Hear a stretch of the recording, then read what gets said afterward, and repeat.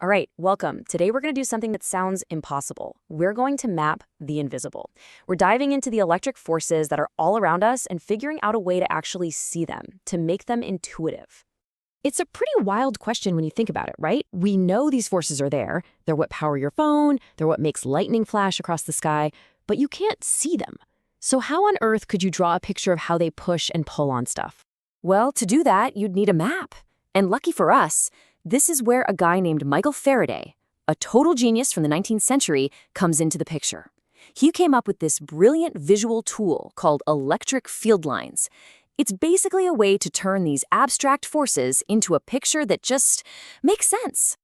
So to get our heads around this, we're going to start super simple. We're going to look at the electric field from just one single, lonely electric charge. If we can understand this, we can build up all the other rules we need.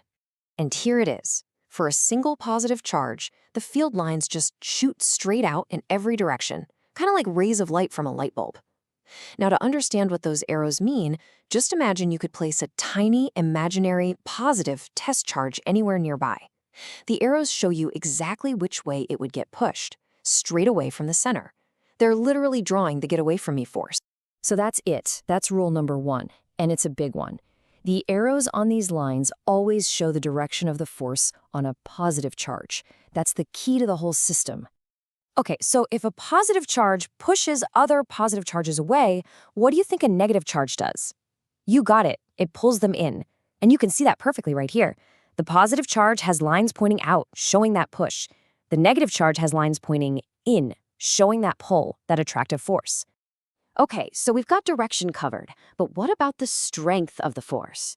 We know that force gets weaker as you get farther away from the charge, so how does our map show that? Well, it's all about reading between the lines, literally.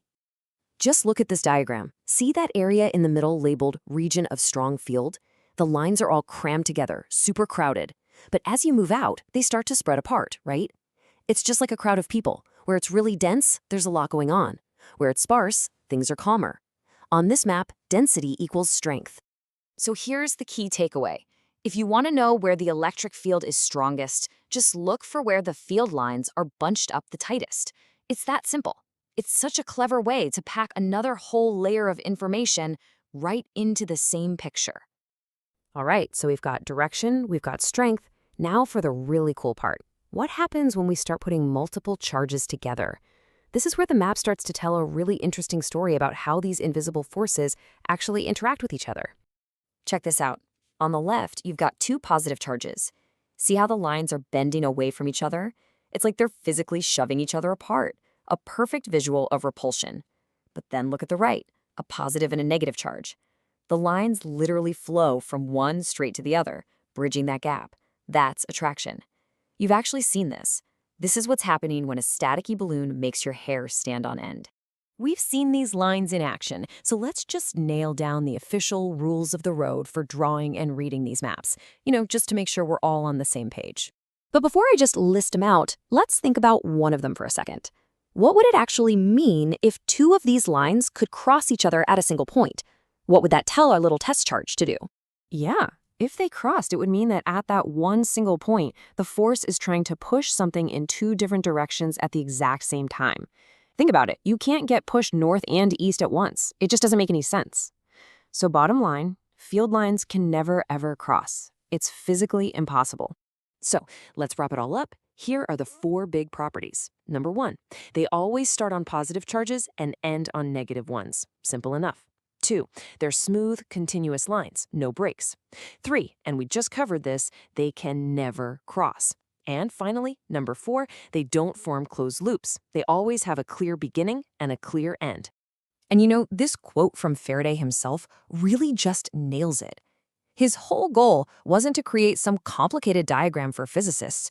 He wanted to make something intuitive, a visual language that anyone could look at and understand without having to whip out a bunch of complex math. Which leaves us with this final thought, right? At the end of the day, these lines are just a drawing, a really clever idea. So how does this simple map of an invisible force help us build the actual real-world technology that powers our entire lives? From the tiny capacitors in your phone to the massive power grids that light up our cities. Well, that's the power of a really, really good picture.